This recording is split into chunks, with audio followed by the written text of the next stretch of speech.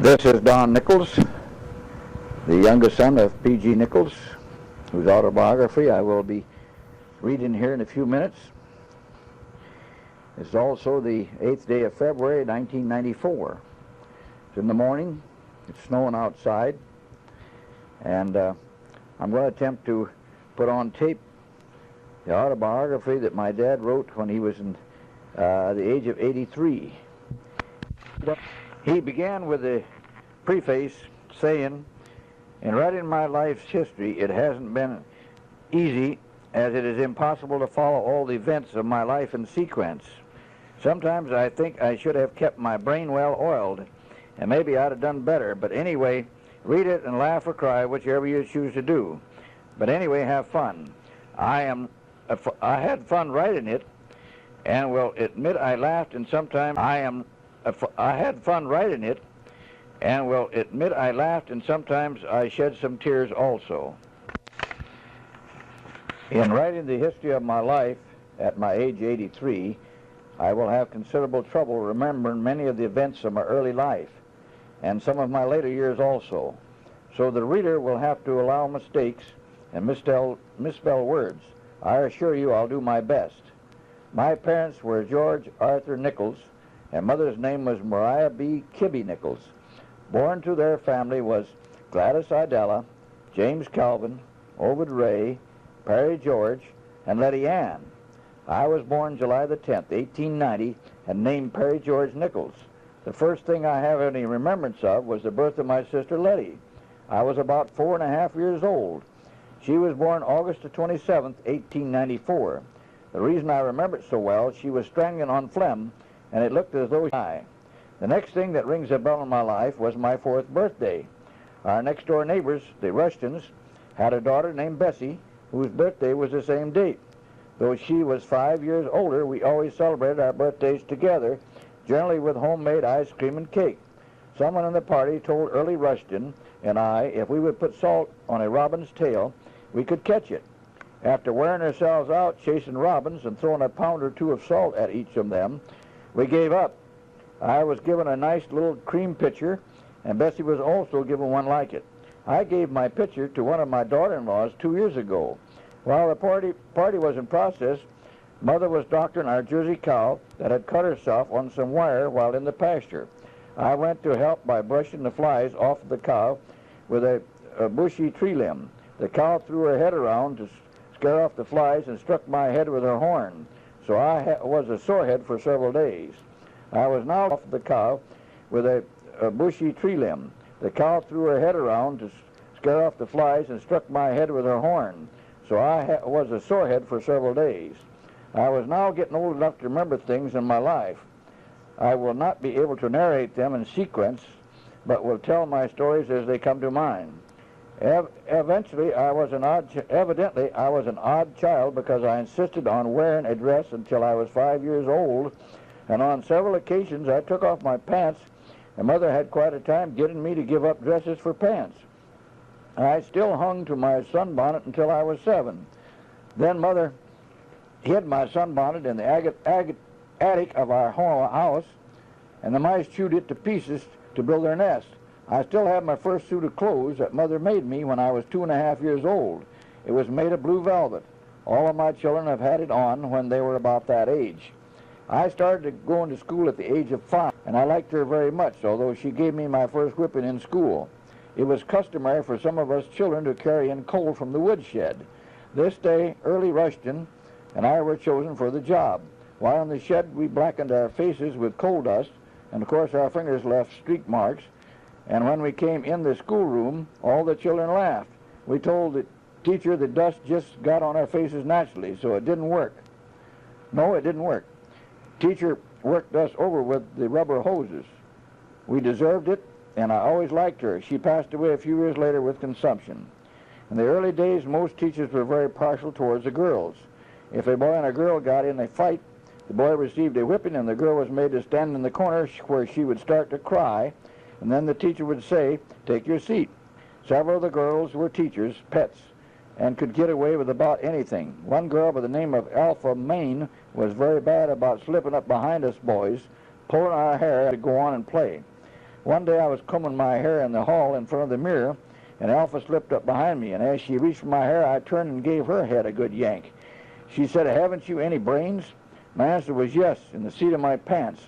"Do you want to see them?" At the same time starting to lower my suspenders as though I was going to lower my pants. She turned and ran, and from then on she never pulled my hair. When I was only 2 or 3 years old, Mother often let us go to Father's blacksmith shop to play. Father would give me some horseshoe and hammer, and I'd sit on the plank floor and picked up little ends of horseshoe nails that Father twisted off when shoeing a horse. Then I drove in the floor. These I drove in the floor. So over the times I did it, I drove many, many thousands of them. So when the sun shone in on the floor, it sparkled like thousands of diamonds. I often got sleepy on these occasions, so on sent me home. I became thirsty, and as I passed the back door of Ambrose Burdick's grocery store, I seen a large green tank with what I thought was a cup of water sitting on it. Not knowing better, I took a drink from the cup. It turned out to be coal oil. By the time I got home, I was quite sick. Mother became alarmed and sent for Father, who came on the run. He questioned me, asking me if I came straight home. I said I had. He asked if I ate anything on my way home. I said no, but I had a drink of water. Father said, "Where?" When I told him, he beat the world's record getting to the Burdick store to find out what I had drank.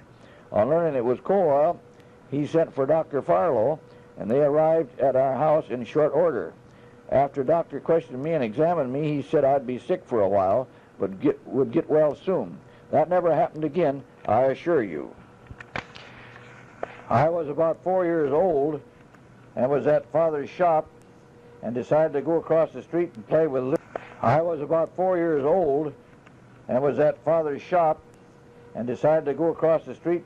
Lillian Christinger. She was about 10 years old and had a playhouse in a barn back of her father's drugstore. This day we had been playing for some time when she said, "I'm going up in the hay mound, and then you come up." And when I got up there, she grabbed me and threw me down and proceeded to drown me with urine. When I could, I went bawling across the street to Dad's shop. Father wanted to know what was the matter. I said, "Lillian wet all over me." I never will forget the look on Father's face. He just said one word, "What?" and jerked off his blacksmith's apron and went for the drugstore. I never knew what was said, but I'm sure there was plenty, for Father had a temper, and at times it showed, and I'm sure it did this time. He came back and washed me at the well, then sent me home for a bath and clean clothes. Within an hour or two, this news had pretty well covered the town. Even a block away, she would run down an alley or any place to get out of my sight. I made that poor foolish girl's life miserable for a couple of years. I'm sure she regretted it many times what she had done.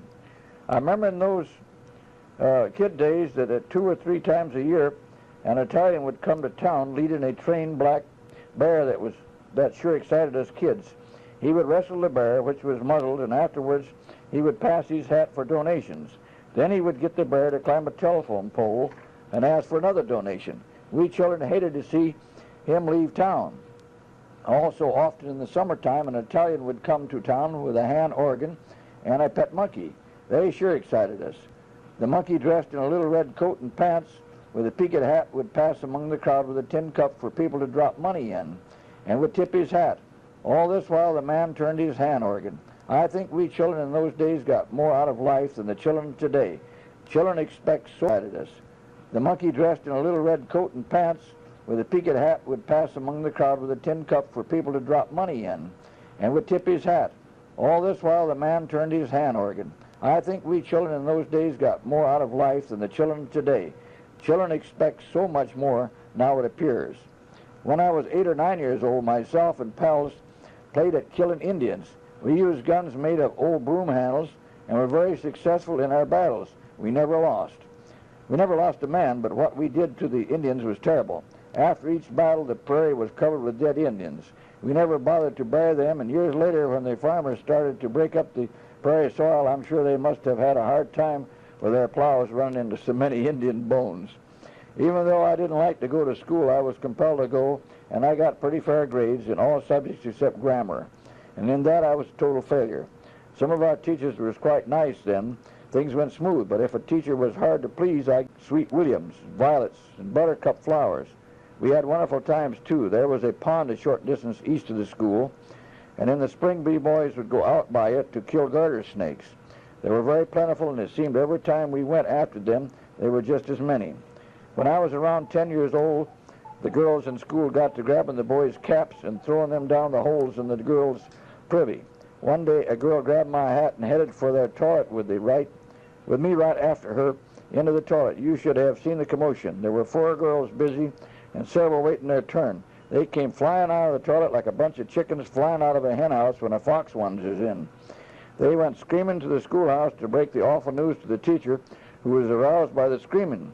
She stuck her head out the window, and the girls, all talking at once, told of me going in the toilet. The teacher asked me why I had done it, and I had told her about the girl taking my cap in to throw down the hole while they had other boys' caps. The hole like they had other boys' caps.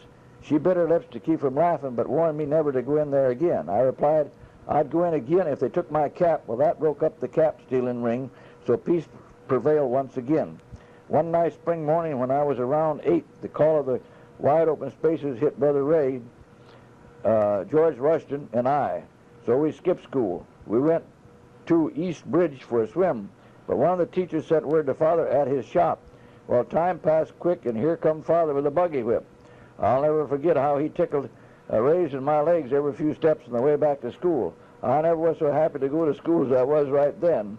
Of course, he did not do anything to George as he had no authority. I never skipped school again. When I was around 12, a new family by the name of Skinner moved in town. The house they lived in had a porch that connected right on the public sidewalk. They had 2 boys moved in town. The house they lived in had a porch that connected right on the public sidewalk. They had 2 boys, Earl and Frank. Earl was a year older than I, and we were far from friends. And when I would pass his place, he would jump on me, but if I was getting the best of the deal, his mother would rush out and help him. This happened a couple times. So one day as I left the restaurant to go home, I started out into the street to pass their place. George Rushton asked me if I didn't go on this, why I didn't go on the sidewalk. I told him why. He says, you go on the sidewalk, and if Earl starts anything, fight him, and I'll take care of his mother. Sure enough, Earl hit me, and the fight was on in full swing, and I was doing real well when the missus showed up. But so did George, who was 13, and he sure kept Mrs. Skinner busy while I wailed the dickens out of Earl. I never had any more trouble with him. At the age of 8, Ray and I had a couple of pet rabbits, one white and one black. We used to let them, a big neighbor boy threw a rock and hit the black one in the head, fracturing the skull. The rabbit finally died 2 days later. All the time, the other one stayed right by it. Ray and I made a nice coffin and buried the rabbit in the garden, and all the while the live rabbit followed us, and after the burial, we took the other rabbit away, but when we turned it loose, it returned to the grave. It refused to eat, and 2 days later, we found it dead by the grave. Then scientists claim animals can't think. I sometimes wonder if scientists can think. Many times when we were small, we would lay down on the floor behind the heating stove in the winter at night, and our parents would tell us to get ready for bed, but we would say we were not sleepy, but sure enough, we would fall asleep and have to be helped to bed. Those were happy days when the family were all at home, but the years brought many changes. Pa and Ma and Ray and Jim have all passed away. Happy memories still linger. At the age of 9, I started trapping for fur in my linger. At the age of 9, I started trapping for fur in my hometown of Farnonville, Iowa, where I was born. For just a kid, I'd done quite well, as I caught about a dozen muskrats, a mink, but the real thriller was when I caught a big old skunk. I wasn't sure I'd ever be allowed in our house again. I remember we tried everything we could think of to get me to smell like a human being instead of a skunk. I have forgotten the results, but I don't smell it now anyway.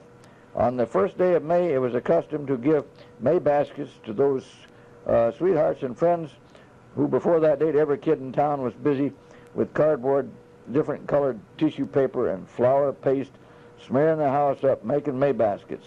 On May the 1st and after dark, we would hang a basket with flowers in it or candy on the friend's doorknob and knock on the door and run. It was a lively night. One year, Reverend Washington and his family moved to town. There was 9 girls and a boy in their family, so there was a sweetheart for nearly every one of us boys. Of course, several of us boys claimed the same sweetheart. Funny though, the girl didn't even know they were our sweethearts. Such is puppy dog love. Well, this particular night, it was like a carnival around the girl's house. It was hard to get to hang our 3 or 4 baskets to our fair lady. Business was so rushing. Us kids had a thing we called a tic-tac. It was made by cutting notches all around the edge of a thread spool and then running a nail through it to hold it by. It had a string wrapped around it, and when held against the window, it made an unearthly noise in the house. Well, I had to show my stuff, so I placed a tic-tac against the bay window and pulled the string. Whoa! I cracked the window, and out came the preacher and asked who did that. Me being a Sunday school boy, I couldn't lie to the preacher. I was caught anyway, as there was so many had seen me, so the preacher said I would have to pay for the glass, and that I already knew. So I sneaked off home, and for once in my life I was lucky, as the folks had company, and Father was in good humor. And when I told him my accident, all Father said was I better go to bed. No arguments. I did and never heard any more about it, only that Father paid for the new window. Halloween was a night for pranks and jokes for us kids. We wore a false face and thought we were scaring people and sure had fun. We young fry were quite harmless with what we'd done, of course. The older boys were not so mild in what they did. One time Brother Jim and some others tipped the toilet over, and there happened to be a girl in it, and she started screaming, so the boys rushed back and upended it and really ran then. Another time the boys stole old Beck's cow and put her in old man Grimes' barn, and Grimes' cow in Beck's barn. It so happened these 2 men were enemies, and not on speaking terms, and they were so mad they wouldn't feed water or milk the other cow. This was the time we boys used our tic-tacs, but I never broke any more windows. Valentine's Day was another milestone in our young lives. They sold in the stores at 1 cent each, both pretty ones and the most ugly ones one could imagine. A little later on, there was no ugly one sold. I am not sure whether they were outlawed or not, but they should have been, for they were very insulting. In the schools, we always had a Valentine box with a slot in the top. Telephone just rang, so I had to cut in for a moment. In the schools, we always had a Valentine box with a slot in the top to drop Valentines in. This was another time to perform a kind act or a mean one with ugly Valentines. Personally, my Valentines went to that gal of my choice of that day. And when the Valentines were handed out by the teacher, there was a lot of laughter and, of course, some good-natured teasing. And we all enjoyed ourselves. Oh, happy days. When I was 9, my sister Gladys Groover, and they lived in a farm 2 miles north of Gowrie, Iowa, 9 miles from our home. The folks allowed me to ride our bicycles down to their place, where I spent 1 week once. While there, I climbed a tree near their place and had a crow's nest in it. I got a young crow that was nearly ready to fly for a pet. I had been told if one would split their tongue, they could be taught to talk like a parrot. I took this crow home and made a nice cage for it and warned Ray not to feed it, as I was feeding it soft food, as it was not old enough for real solid food. Well, Ray crammed it full of whole corn, and my crow died. I felt very bad and made it a nice little coffin. And through tears, I buried it under our rose bush. I then made it a wooden tombstone on which I wrote how Ray had killed my crow. My big day came each year when the medicine shows hit town. They generally lasted for several nights. What a time we kid for several nights. What a time we kids had telling the sleight-of-hand man how he performed each trick. Of course, we were always wrong. Then there was the acrobat. Climber as a cat, limber as a cat, and often after he left town, we were all acrobats and half killed ourselves trying to do what we saw him do. There was the mesmerizer who put a man in a store window one evening on a cot and put him to sleep. And there were several of men in town sitting up all night with him to see that there was no crooked work about it.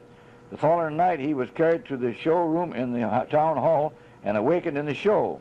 Those were exciting days for all. Of course, I must not forget that there was always 2 or 3 Negroes with a show that interested us small boys about as much as anything. When I was about 7, Mother weighed 220 pounds, but one day in the garden she took suddenly ill and started vomiting. For about 100 days she couldn't retain food, vomiting. For about 100 days she couldn't retain food, vomiting several times a day. She lost weight until she only weighed 120 pounds. Our family doctor advised her to get in the fresh air all she could, so she started selling Bibles and other Christian books. She drove our horse, Nell, and pretty well covered our whole country in time. I often went with her and enjoyed the trips through the country. Mother was sick for many years and was to see many different doctors, but none were able to figure out her trouble. So on several occasions, dates were set for operation to find the trouble. But every time something would happen, the doctors would postpone the operation until Mother decided it wasn't to be.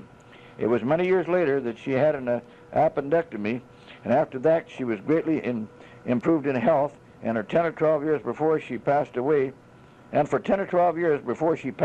91, she was very well. She was in Denver visiting Gladys when she died in a Denver hospital with pneumonia, cerebral hemorrhage. When I was about 5, Father, Mother, Letty, and I drove about 6 miles from town to visit some of the folks, distant relatives by the name of Candies, K-N-A-D-I-E-S. While there, Pa and Mrs. Candy went out to see the pigs. They all came running towards us, squealing and grunting. Of course, I was scared, but they told me it wouldn't hurt me. About that time, a very little runt pig showed up in the bunch, and Mr. Candy told me I could have it if I caught it. I did, but it became sick. But it began to kick and squeal, and I dropped it. They told me to catch it and hang on to it, so I did. We put it in a little box, and I held that box all the way home. The next day, Mother did a washing, and then an animal, it would grow better. Well, I don't know what turned the trick, washing or tail cutting, but one thing I do know, that pig grew so fast its skin could hardly keep up with it. By fall, it was a big hog. I don't recall whether Father sold it or butchered it. I remember he did butcher some pigs, as we always raised a pig or two. One time we were up visiting my Uncle Bill Seiler, Mother's brother-in-law, on their farm, and Uncle had an old pig that had started to eat his chickens, and he was going to kill it. Mother begged him to give her the pig. He did. In a day or two, he delivered it to our home in town. Mother had the pig put in a pen where it couldn't get to her chickens, then starved it for a couple of days and got some old meat from the butcher shop and worked as much salt in it as possible, then gave it to the pig. And after that, she fed the pigs salted meat, and it never bothered one of our chickens that afterward was allowed around it.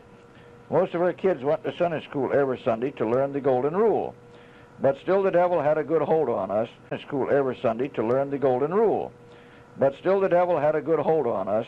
What one couldn't think of was that was ornery enough another could. So we were in mischief pretty often. But maybe it was for the best, and we got plenty of whippings which kept us from becoming hidebound, and we all grew very good. Those days between 1896 and 1904 was busy times for me. Work and play, play and work, for as a small boy I was given certain chores to do. In the winter we used to have some real snowball fights, and someone was sure to get hit in the face, and now and then someone ended up with a black eye. But such was our lives, and we enjoyed those fights, and building snow forts, which of course was left in total ruins when the fight was over. Then we were off on some other wild scheme, for we were always busy at something. For you know, boys will be boys, no idle remarks, please. We had one boy in town that had a bad reputation as he smoked cigarettes and ran quite wild. His father, George Rustin Sr., was an alcoholic, so young George grew up without much training. But I will say, a better-hearted kid didn't live. He would protect us younger kids from abuse from the older boys. However, about all the mothers in town forbid those boys from playing with him. But personally, us darling Sunday school boys were no better than he was, so naturally we ran with him and sneaked around and smoked corn silk cigarettes. As I look back on those early days, I marvel how we children turned out.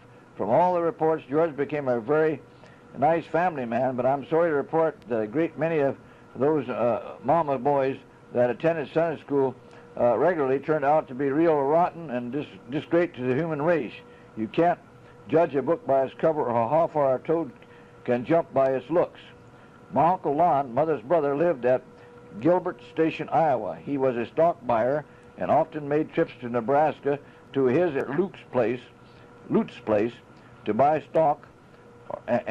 On one trip, he took his son Clifford and brother Ray with him.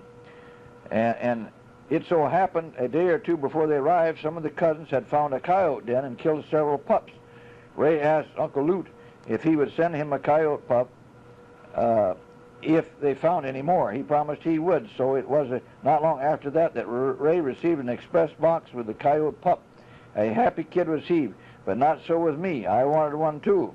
It so happened Uncle Lon was at our place, and when I cried for a cub, he said, "Never mind, Perry, I'll send you one of Penny's pups when your mother will let you keep it. But when Ray's coyote gets big and starts killing your mother's chickens, he will have to get rid of it." A short time later, I got an express box and a little puppy not much bigger than a man's fist. Oh, what joy that was to me. Now I had to figure what to name him, but that proved to be very easy as I was feeding. Oh, what joy that was to me.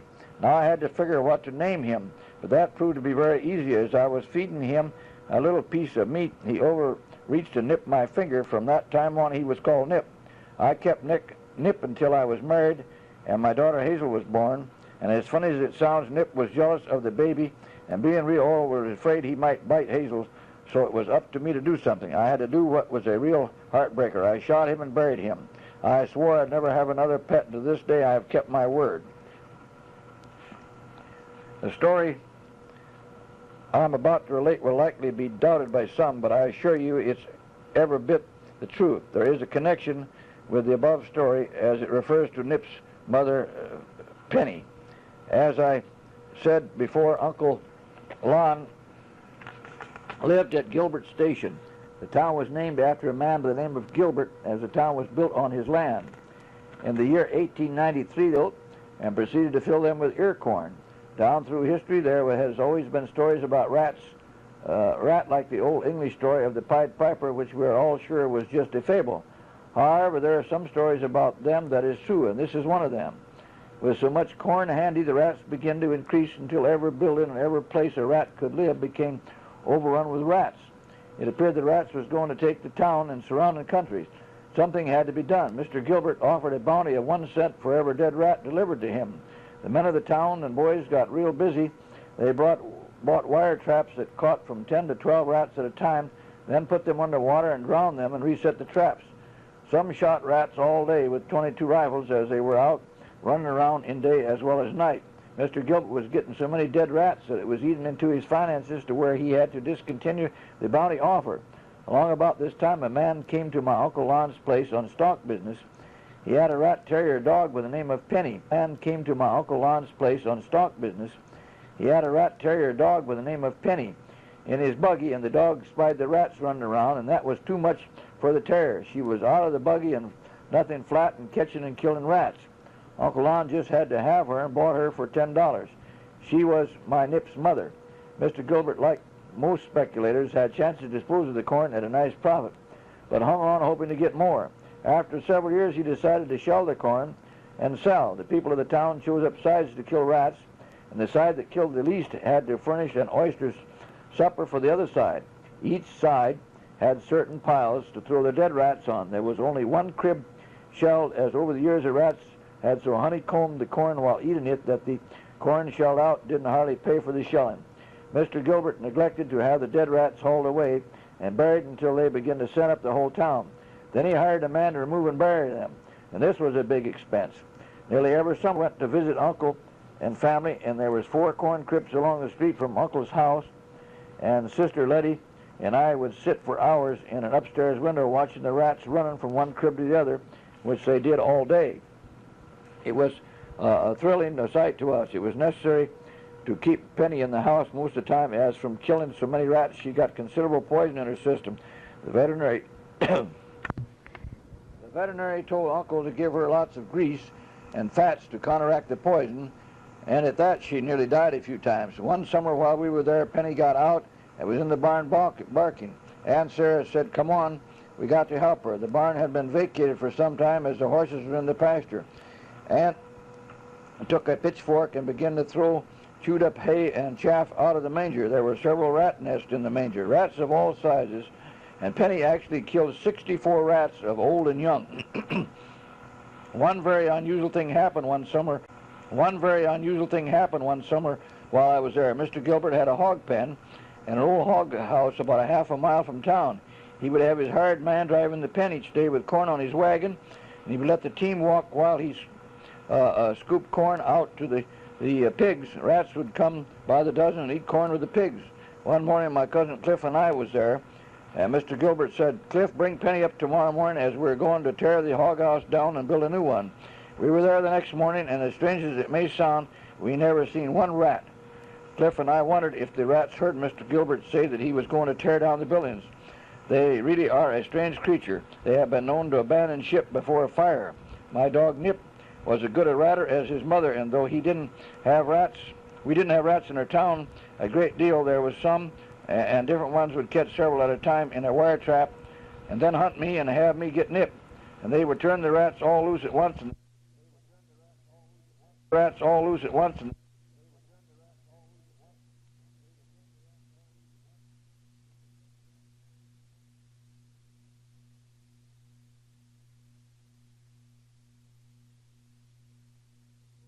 one break its back and then drop it and go for another.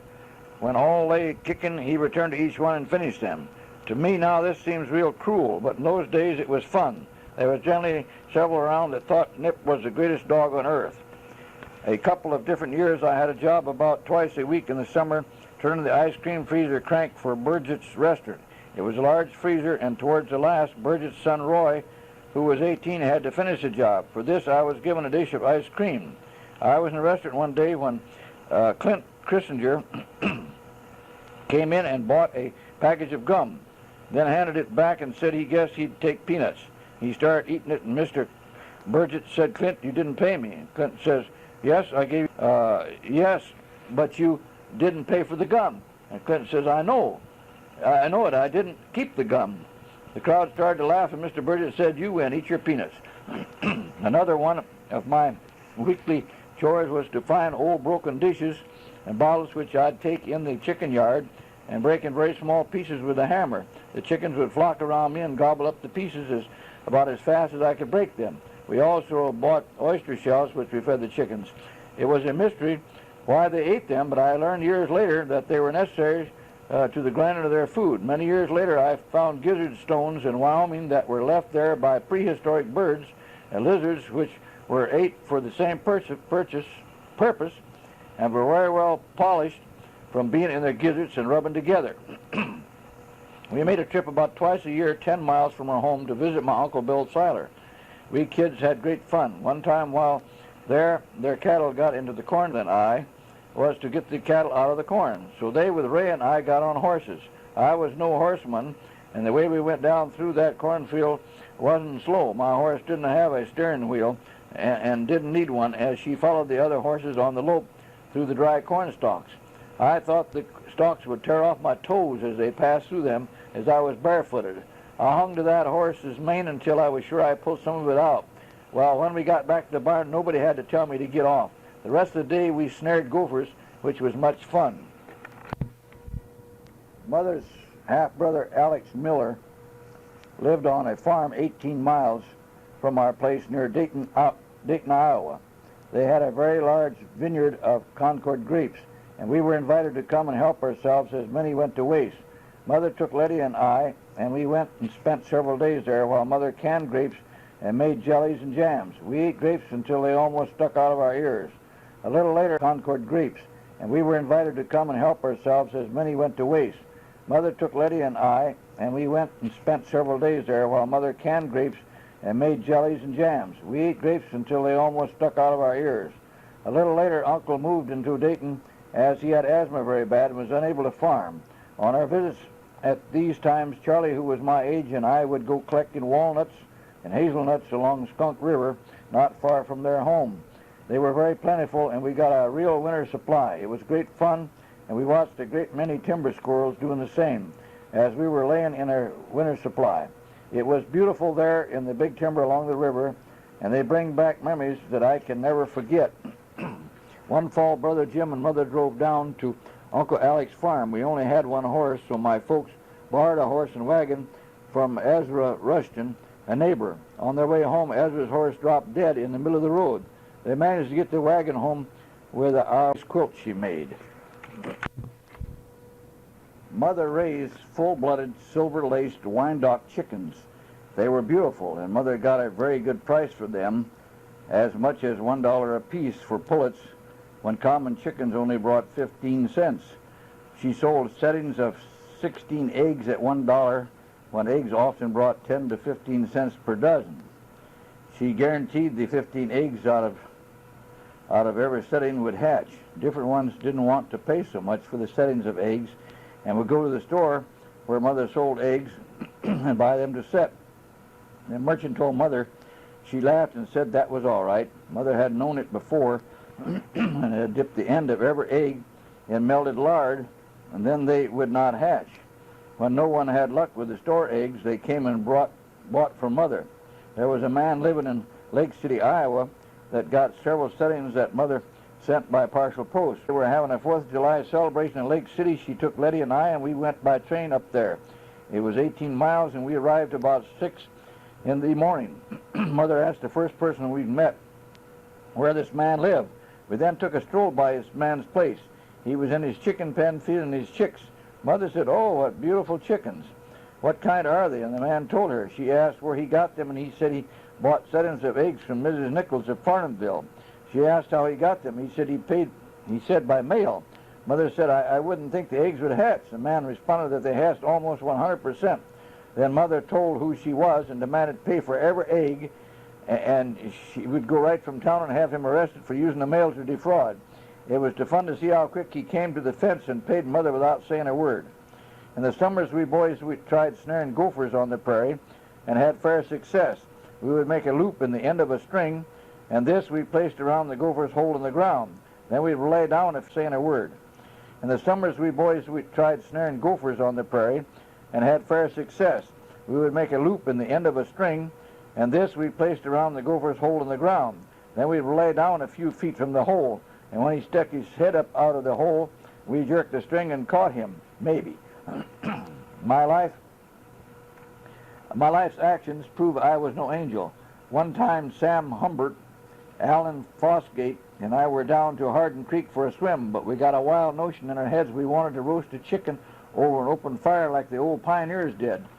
We always came down the railroad track to the creek. Alongside of the right-of-way, about a quarter of a mile from the creek, lived an old German by the name of Orange. We decided to go up the back lane to see if we could catch a chicken. They were all out by the barn, so we went to the house for a drink to see if they were home.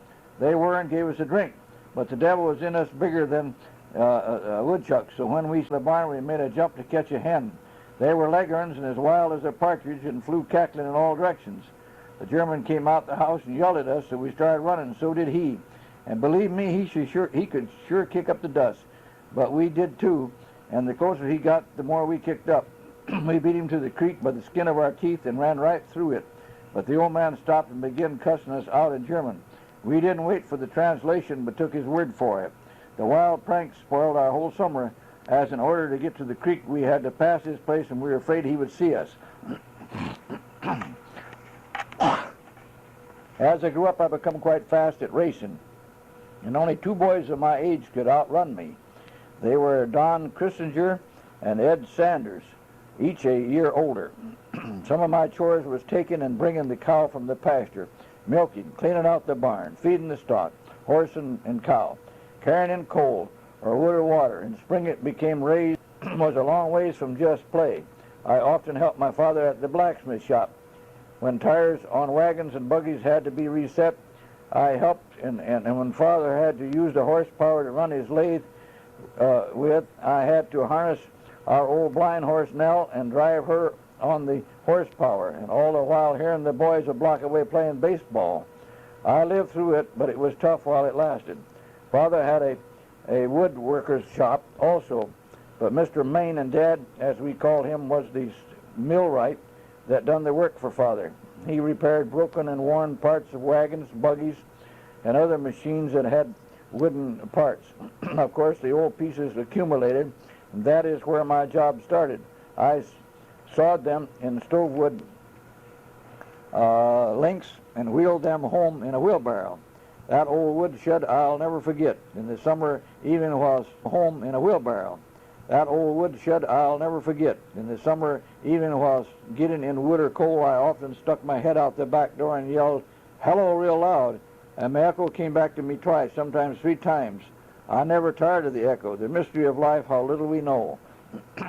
Once when I was about 3, I was playing with another little boy at Father's shop. Father and another man were working on a thrashing machine separator, and I heard him talking about a cog wheel. Well, I tried to turn one but couldn't, and I said, I can't turn this darn cog wheel. Dad heard me and warmed my pants and sent me home. That's the first time I recall that I ever swore, though I became an expert at it later. But 1931, I met my dear Lord, and since then I have done my best to forget the curse words. Wash day was one I hated to see come, as my job was to run the washing machine. It had a large wheel that had to be turned, and Mother required it to be turned 200 times for each batch. It had a large wheel that had to be turned, and Mother required it to be turned 200 times for each batch of clothes. Believe me, I didn't miss a number in my counting, and neither did Mother.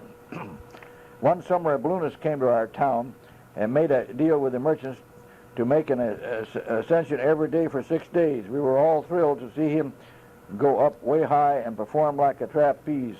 He sewed and made a parachute and tried to get some boy to go up with him, but could not get no one, it seemed.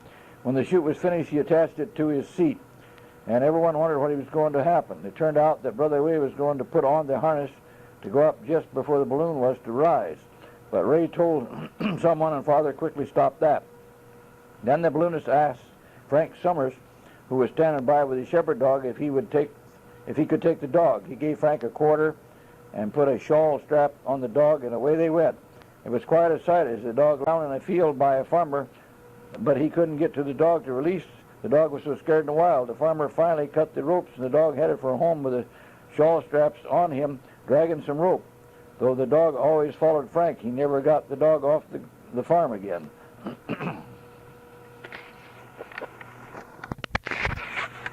We had lots of snow in our Iowa winters, and the farmers hauled through grain to the elevators to sell with sleigh and team. We boys had great fun catching on these sleighs and riding until we would meet one coming the other way. Then we would change, and of course this wasn't always easy, as some were not loaded. And the farmer would put his team into a gallop, and it required skill to catch on. And if we were lucky, there was worse times getting off, as the farmer would put his horses on the run. Then some of us were sure to go rolling when we got off, but luckily there were lots of snow, so seldom anyone got hurt. None real bad, and we sure had a great time. When my feet got so cold, I'd head for Father's shop and climb up. Great time. When my feet got so cold, I'd head for Father's shop and climb up on the forge where I could get my feet warm, and then off I'd go again. Ray was 3.5 years older than I and never wanted me along when a crowd of boys was going any place, so he generally slapped me around and sent me back. It did no good to tell the folks that he'd lie out of it, and he was such a fighter he had all the boys scared of him, so they would say he didn't touch me. If I was allowed to go along and the kids all smoking corn silk, and then at supper he would say, "Smoking again, weren't you?" All I could say was, "So were you." He would say that what you were lying for, trying to get me in trouble. It was the same old story. I got a whipping and he went free. So naturally our young days were not too compatible. When he was 15, he left for Madison, South Dakota to live with Father's brother Cal to learn the tailor's trade. My life was much happier then.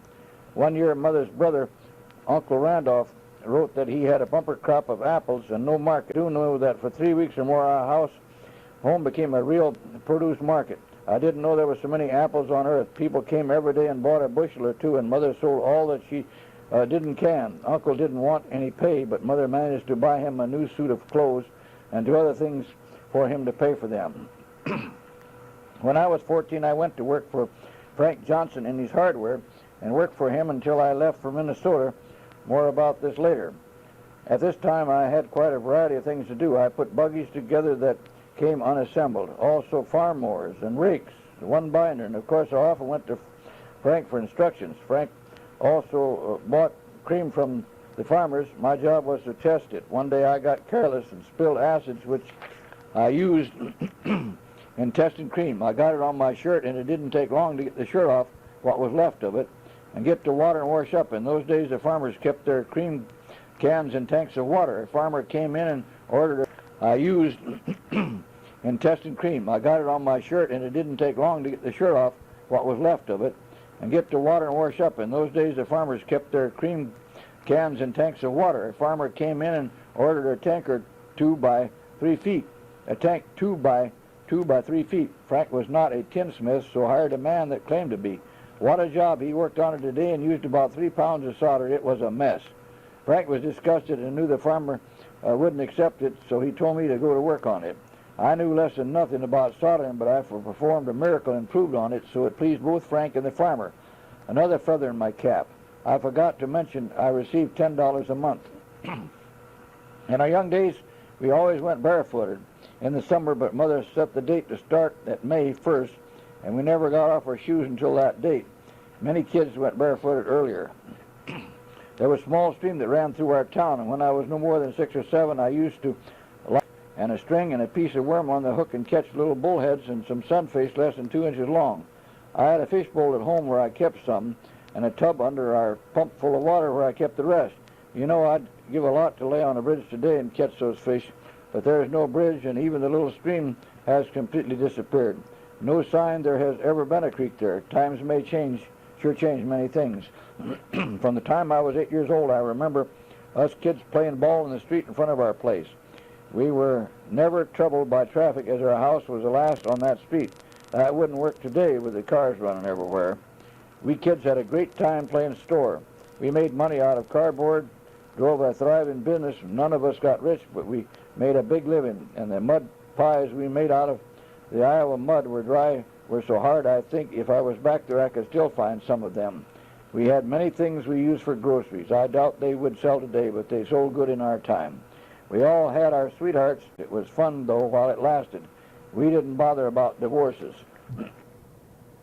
Our big celebration every year came on August 17th, which was known as Old Soldiers' Reunion, as there was a large number of veterans of the Civil War living in our town and surrounding country. The day was celebrated very much like the 4th of July. Lots of firecrackers and fireworks at night. In those days we had what we called cannon crackers, and they were powerful. Some of the big boys gave Arthur Montgomery, a lad about a quarter to sit on a rainwater barrel under which they placed a cannon cracker. When it went off, it threw the barrel about 10 feet high, and when it came down, Arthur came down on it. He was laid up for a week.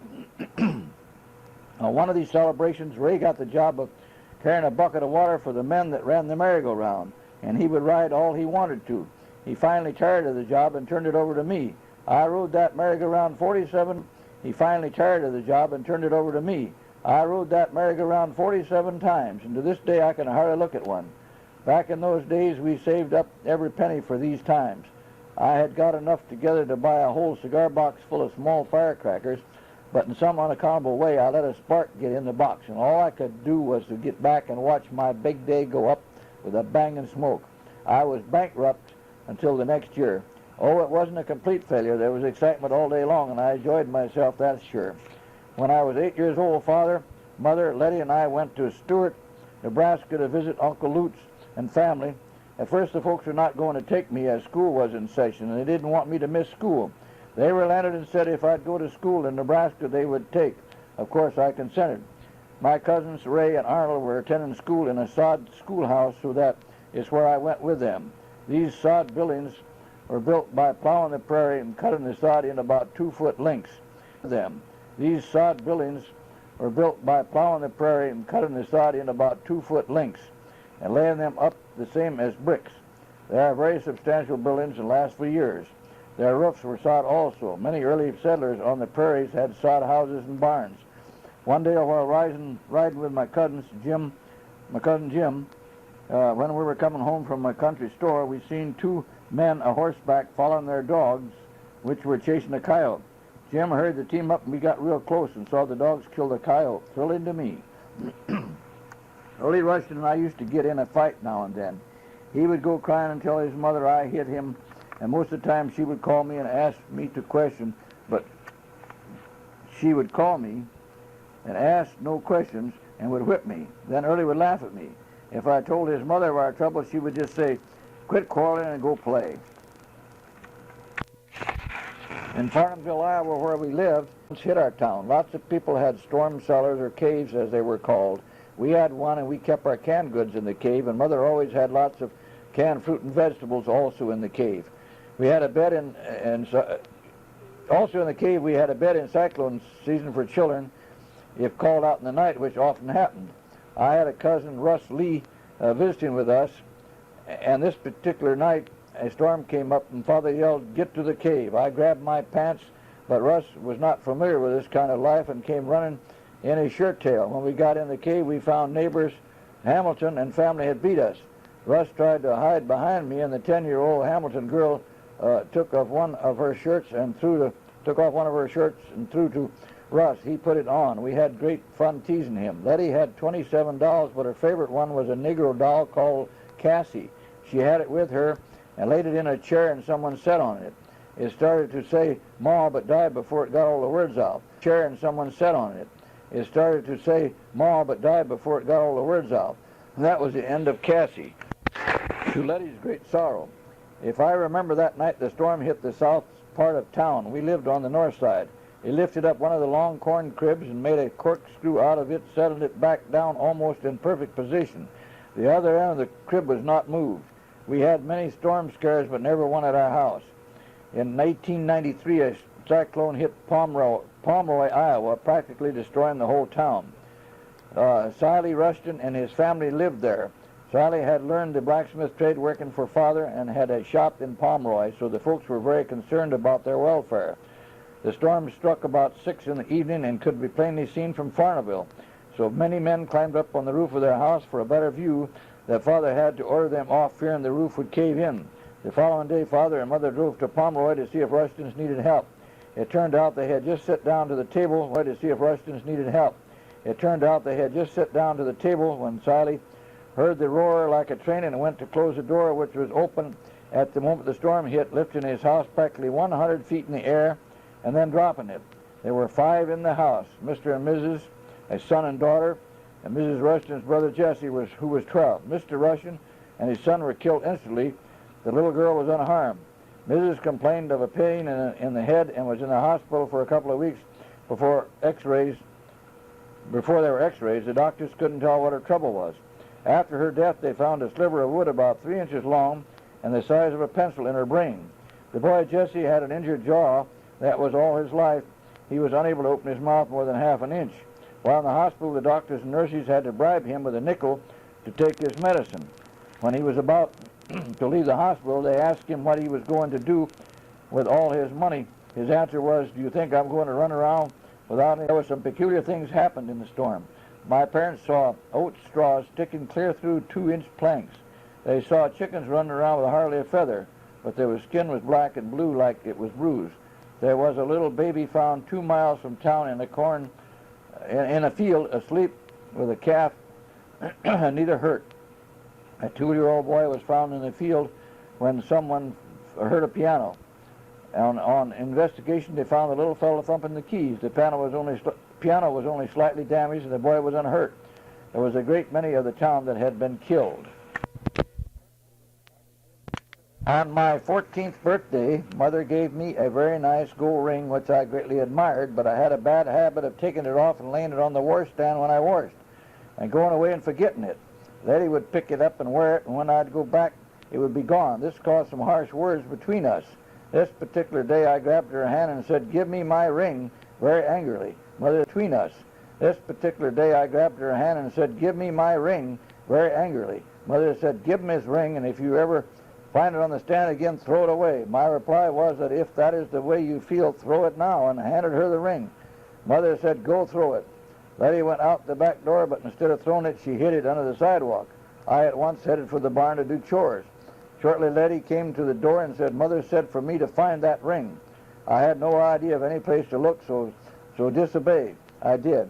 In a couple of minutes, Mother was at our back door and asked if I was going to hunt the ring? I said no. She told me to get a whip and come to the house. I got a 2-foot lath, and when I got to the house, Mother took the lath and struck my back twice. That was pretty rough, and took the lath. That was pretty rough, and I took the lath from her. I also told her that was the last time she would whip me. I said, I am now 14 years old and know right from wrong. I'll try to do right, but if I don't suit you, just speak the word and I'll leave home. She never whipped my eyes and threw it as far as I could, then returned to my chores. So ended our quarrel. If any of you happen to find that ring, please give it to me as it is a keepsake. Thank you. One year, our little stream through town got a real boost, and instead of 3 feet wide, it was 100 feet wide and 7 feet deep. The whole town celebrated. Men, women, and children adorned old clothes. We still had pride in those early days, and all went swimming. A good time was had by all. Many is the days I spent at Hardin Creek with my playmates, seining minnows or catching crawdads.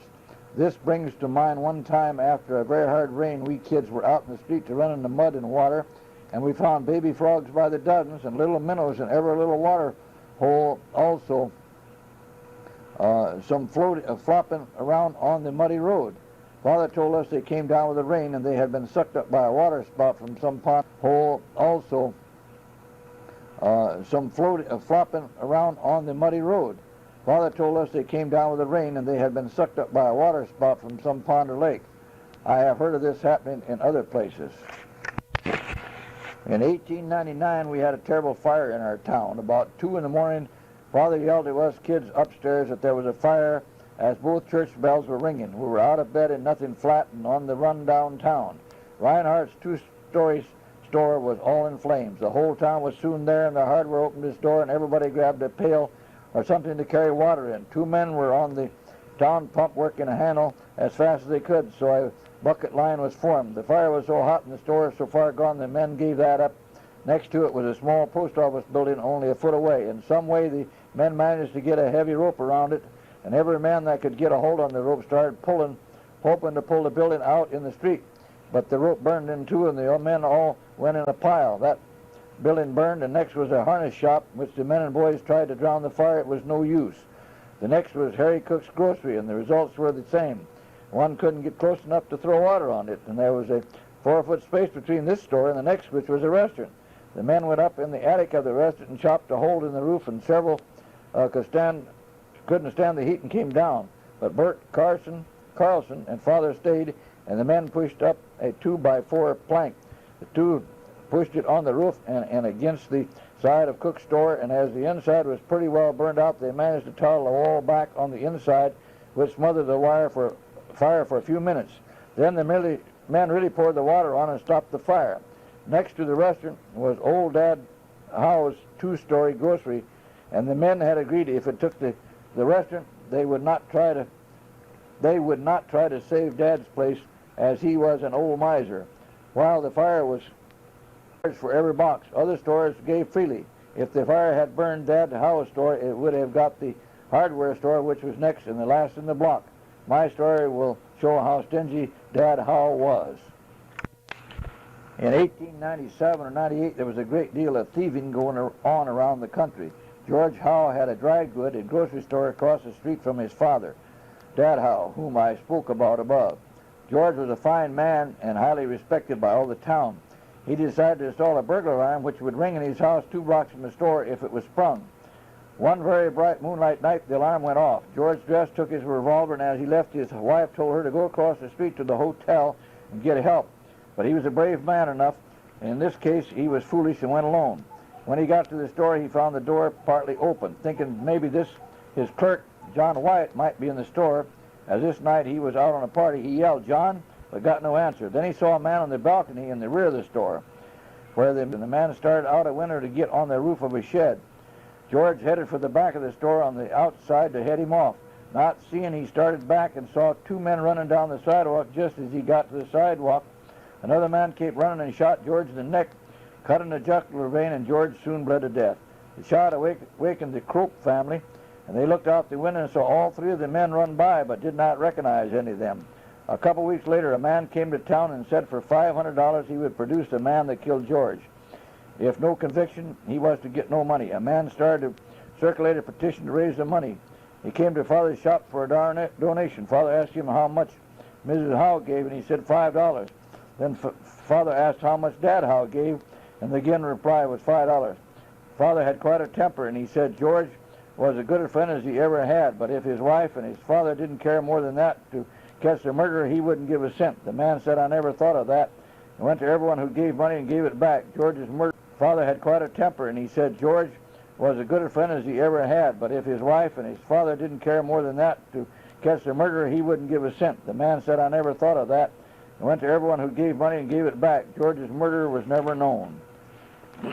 We had an enclosed in-back porch on our house, and along about 1899 or there about when I came into the porch one day, there was a piece of good old Iowa dried mud on the floor that had fallen off someone's shoe, and in that was pressed a nice little brown flint arrowhead with the point broken off. I pounced on it, but I lied and said I found it someplace else, as Ray had a habit of claiming things that were mine.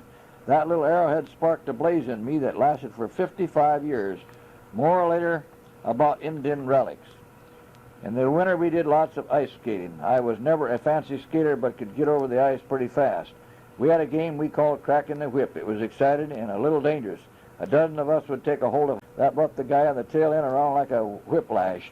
He would let go hands and go like a bullet on the ice, but if he fell, oh boy, he'd be going yet. Another stunt that tried our nerve was the rubber ice. When wild ducks settled for the night in a pond and the water began to freeze, the ducks would bunch up and they would keep it from freezing where they were.